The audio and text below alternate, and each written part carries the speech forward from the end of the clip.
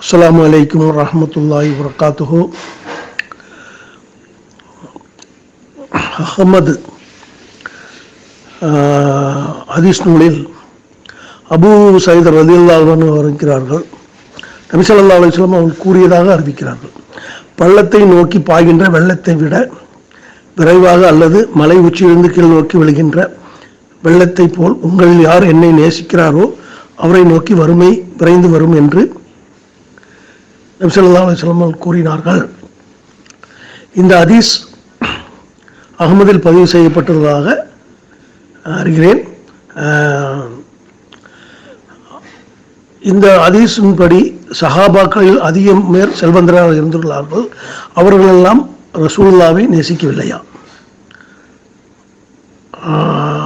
அதுபோல இப்பொழுது உலகத்தில் வாழ்கின்ற எவ்வளவோ செல்வந்தர்கள் முஸ்லீமாக இருக்கிறார்கள்.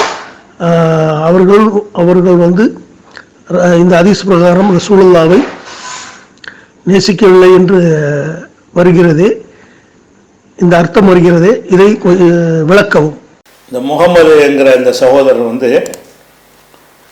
முஸ்னத் அஹமதில் வருகிறதாக சொல்லி ஒரு ஹதீஸை வாசித்து இது சரிதானா, இது ஏற்புடையதா தெரியலையேன்னு கேட்குறாரு. என்ன கேட்குறாருன்னா, ரசூல் ஸல்லல்லாஹு அலைஹி வஸல்லம் சொன்னார்கள், என்னை யார் ரொம்ப விரும்புகிறாரோ, என்னை விரும்புகிறவருக்கு ரொம்ப வெள்ளத்தை விட வேகமாக வறுமை அவர் அடையும், வேகமாக வறுமை வந்துடும். என்னை யாரெல்லாம் நேசிக்கிறாங்களோ அவங்களுக்கு ரொம்ப ஃபாஸ்ட்டாக வறுமை வந்துடும்னு அந்த அவங்களுடைய ஹதீஸில் வருது. ஆனால் நம்ம எத்தனை சகாபாக்கள்லாம் வசதியாகலாம் இருந்திருக்கிறாங்களே, அவங்கெல்லாம் ரசூலுல்லாவை நேசிக்கலையா?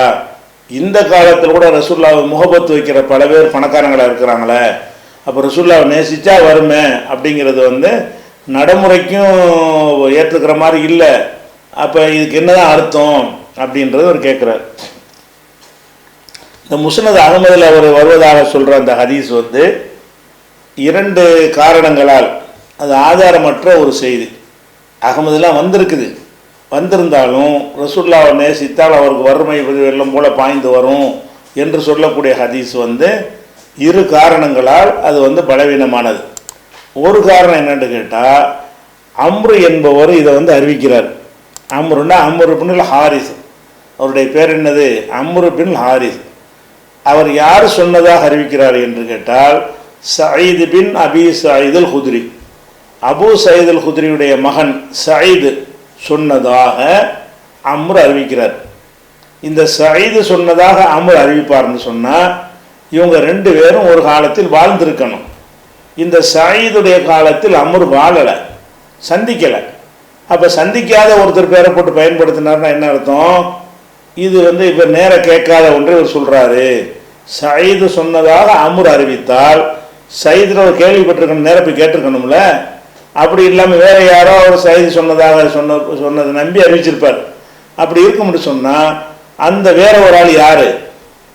அவர் இட்டுக்கட்ட ஒரு ஆளா? அந்த விஷயங்கள்லாம் கிடைக்காது. அதனால இந்த மாதிரி ஹதீஸ் என்ன செஞ்சிருவாங்க, இரு அறிவிப்பாளர்களுக்கு மத்தியில் தொடர்பு இல்லை என்று சொன்னால் அந்த ஹதீஸ் அவுட்டு, அதை ஏற்றுக்கிறவே மாட்டோம். இப்போ நான் சொன்னதாக ஒருவர் சொல்லுகிறார் ஒரு செய்தியை. எப்போ சொல்கிறாரு? நான் சொன்னதாக ஒரு 100 வருஷத்துக்கு பிறகு வந்த ஒருத்தர் நான் சொன்னதாக அறிவிக்கிறார். அவருக்கு இப்படி நான் சொல்லியிருப்பேன், 100 வருஷத்துக்கு பிறகு நான் இருக்க போகிறதில்ல. அப்போ நான் மரணித்து 100 ஆண்டுகளுக்கு பிறகு வந்த ஒருத்தர் என்ன செய்கிறான், எனக்கு இன்னார் சொன்னார், ஜெயினில் அப்படின்னு சொன்னார்னு சொல்கிறார். அதை ஏற்றுக்குறோமா? உனக்கு யார்ப்பா சொன்னா, நீ அவரை பார்த்ததே இல்லையே, அவர் காலத்தில் பிறக்கவே இல்லையேன்னு சொல்லி தள்ளிடுவோம். இதே அளவுகோல் பிரகாரம் தான் நபிகள் நாயகம் ஸல்லல்லாஹு அலைஹி வஸல்லம் சொன்னதாக ஒருவர் சொல்லி அவர்கிட்ட இன்னொருத்தர் அறிவிப்பார்னு சொன்னால், அவர்கிட்ட இவர் கேட்டாரா, சந்திச்சாரா, சமகாலத்தில் வாழ்ந்தாரா என்பதை வைத்து முடிவெடுப்பாங்க. அந்த வகையில் இந்த அம்ரு என்பவர் சயீது காலத்தில் எதையும் சந்தித்தது கிடையாது, அவர்கிட்ட எதையும் கேட்கவே கிடையாது. இது ஒரு விஷயம்.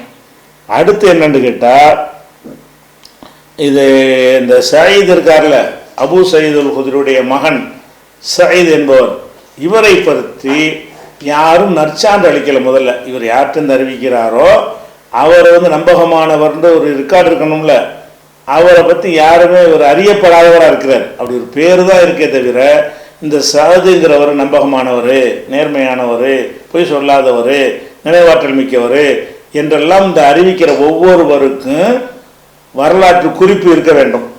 இந்த சஅது என்பவருக்கு ஏற்கத்தக்க வரலாற்று குறிப்பே கிடையாது. அப்போ ஆள் யாருன்னு தெரியாத, வரலாற்று குறிப்பு இல்லாத ஒரு ஆள் சொன்னதாக அவர் அறிவிக்கிறார்.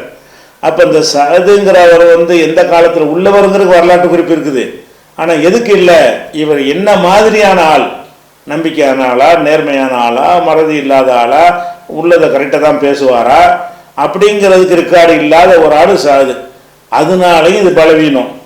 அவரை சந்திக்காத ஒரு ஆளை அவரை சொன்னதாக அறிவிக்கிறதுனாலையும் இது பலவீனம். ரெண்டு பலவீனம் இருக்கிறதுனால இந்த ஹதீஸை நீங்கள் ஹதீஸாக கருதாமல் கடந்து செல்லலாம். இதிலிருந்து எடுக்கிற கருத்தின் அடிப்படையில் நீங்கள் குழம்ப தேவை கிடையாது.